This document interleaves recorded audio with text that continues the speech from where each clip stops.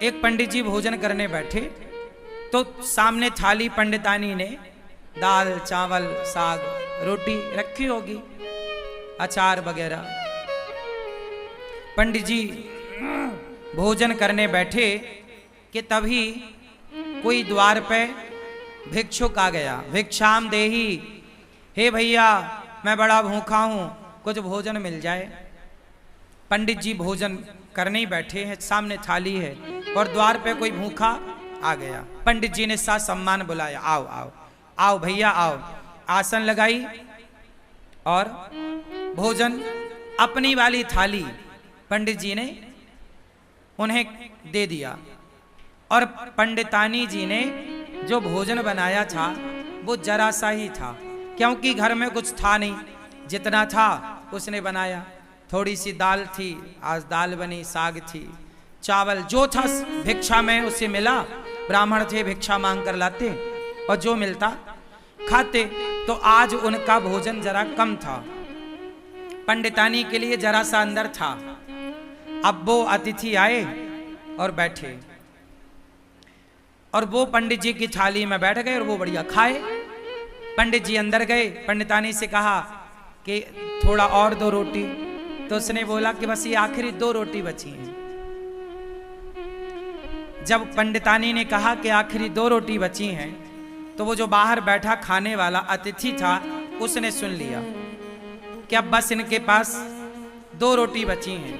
तो पंडित जी दोनों रोटी लेकर आए और कहा भैया प्रसाद पाओ, एक और दो रख दूं।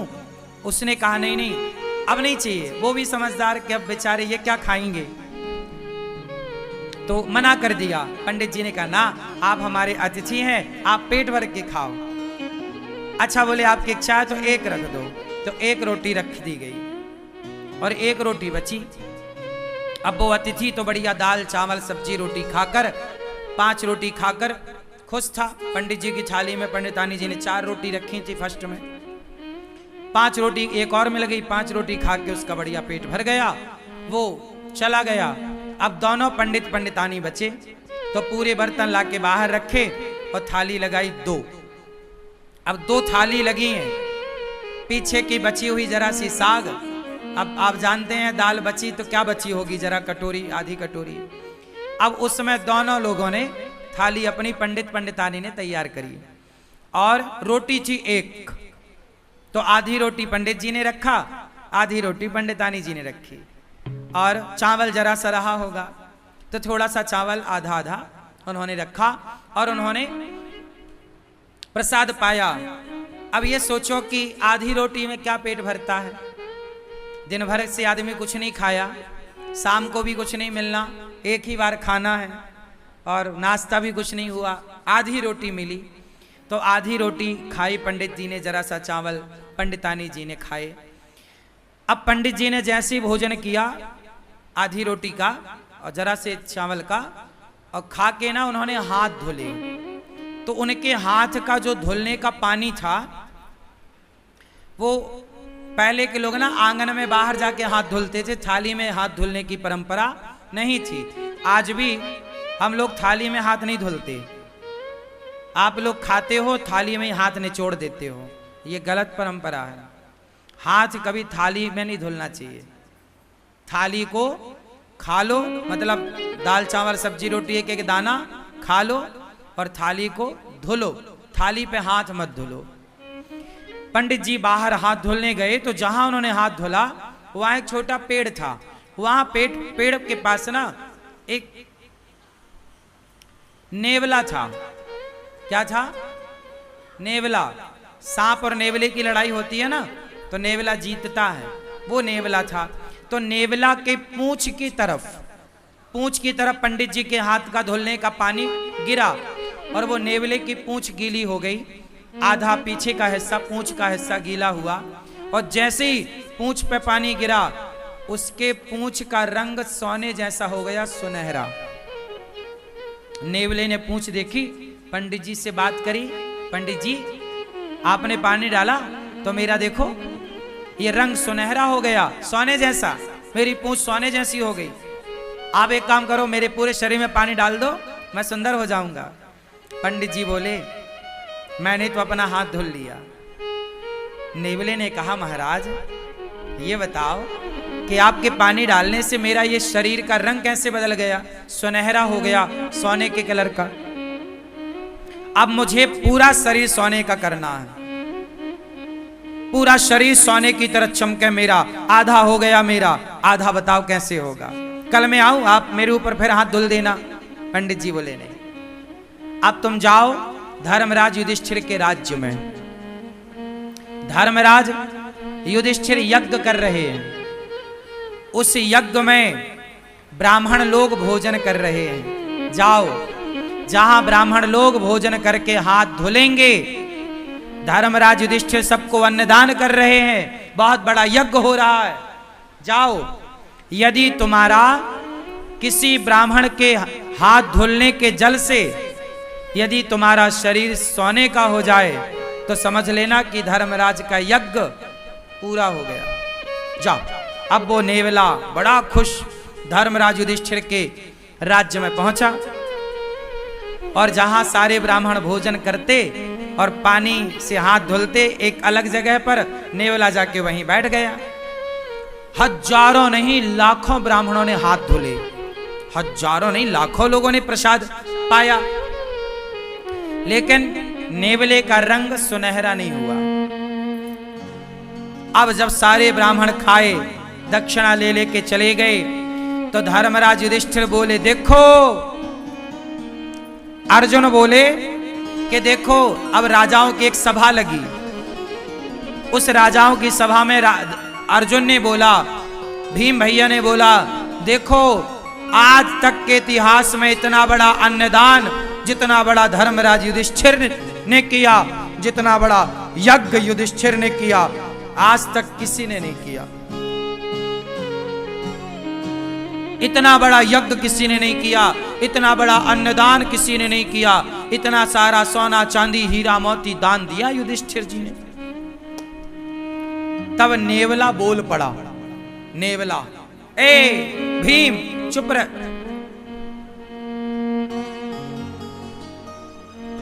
नेवला बोला, भीम भैया चुप रहो, कोई यज्ञ व्यज्ञ नहीं हुआ यहां। यज्ञ तो एक ब्राह्मण के घर में हुआ था। कौन हो तुम? नेवले को बुलाया। भीम भैया ने पूछा तुम कौन हो? नेवले ने कहा भैया मैं तो नेवला हूं। तो तुम्हारा ये शरीर सुनहरे का कैसे है, सोने का रंग सुनहरा कैसा? नेवला ऐसा तो नहीं होता, तुम्हारे ये बाल सोने जैसे चमक रहे हैं कैसे? उसने कहा महाराज यहां पास में एक गांव है, उस गांव में एक पंडित पंडितानी रहते हैं। पंडित जी ने हाथ धोया तो उनके हाथ धोने का जो पानी गिरा वो मेरे शरीर पे गिरा, तो मेरा शरीर सोने का हो गया आधा। और उन्होंने कहा कि युधिष्ठिर के यज्ञ में जाओ, यदि तुम्हारा पूरा शरीर सोने का हो जाए तो समझ लेना कि उनका यज्ञ पूरा हो गया। पर सुनो, तुम्हारा कोई यज्ञ पूरा नहीं हुआ, मैंने तो कब से बैठा गीला होता रहा, मेरा शरीर सोने का नहीं हुआ। और तुम कह रहे हो कि धर्मराज ने इतना बड़ा यज्ञ किया, इतना दान किया। वो पंडित जी ने जो हाथ धोले तो मेरा शरीर बदल गया, और तुम्हारे यहां तो इतने ब्राह्मण खाए, कुछ नहीं हुआ। भगवान श्री कृष्ण भी उस सभा में बैठे थे। भगवान कृष्ण मुस्कुरा रहे हैं मंद मंद। अर्जुन गए, हे श्याम सुंदर, ये आप ही जानो ये नेवला कौन, ये क्या कह रहा है, आप बताओ कि यज्ञ पूरा हुआ कि नहीं। अब सब में ये कौतूहल हो गया ना कि भाई धर्मराज ने इतना पैसा खर्च किया पर इनका तो यज्ञ पूरा हुआ ही नहीं। नेवला कह रहा है कि जब तक पूरा शरीर सोने का नहीं होगा यज्ञ पूरा नहीं माना जाएगा। अब श्री कृष्ण से जब कहा गया तब भगवान श्री कृष्ण ने कहा कि सुनो, अभी आपका यज्ञ पूरा नहीं हुआ, इसलिए इसका शरीर सोने का नहीं हुआ। हो जाएगा पूरा तो इसका शरीर निश्चित सोने का होगा। अर्जुन ने कहा कि हे प्रभु, मेरे भाई ने युधिष्ठिर जी ने जितना बड़ा यज्ञ किया, आज तक इतना बड़ा यज्ञ किसी ने नहीं किया। जब किसी ने नहीं किया तो इसका आधा शरीर सोने का कैसे हुआ? भाई इतना बड़ा यज्ञ तो किसी ने नहीं किया, और ये इसका शरीर पूरा सोने का यज्ञ में होगा, तो आधा शरीर जो इसका सोने का हुआ वो कैसे हुआ, मैं ये जानना चाहता हूं। तब भगवान कृष्ण बोले, नेवला तू ही बता। तब नेवले ने बताया कि महाराज मैं वहां गया, पंडित जी भोजन करने बैठे थे, कोई अतिथि आया तो अपनी थाली खिसकाई और आधी रोटी खाई, और संतोषजनक भाव से उन्होंने अतिथि को भोजन कराया, और जितना मिला ईश्वर का धन्यवाद देकर बिना शिकायत के और प्रसन्न चित्त से दोनों पति पत्नी आनंद से थे।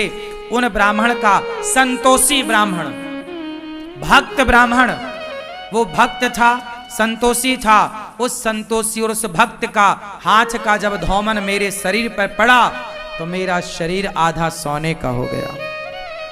अर्जुन बोले, प्रभु ये क्या है? भगवान बोले, अर्जुन तुम्हारे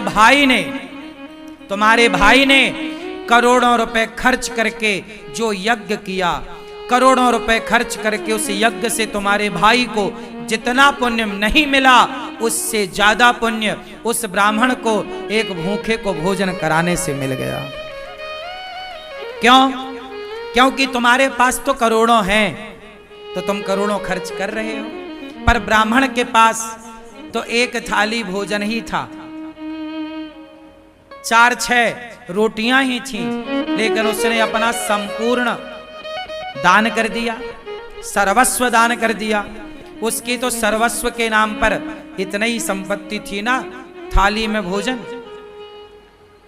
अर्जुन बोले, अब ये बताओ इसका शरीर कैसे सोने का होगा? बोले, आपके राज्य में कोई भूखा है, जाओ पहले खोज करो। खोज किया तो पता लगा कि जंगल में एक महात्मा भूखे बैठे हैं। धर्मराज का यज्ञ सब ब्राह्मण भोजन कर लिए, पर एक ने नहीं किया, तो अभी यज्ञ पूरा नहीं हुआ।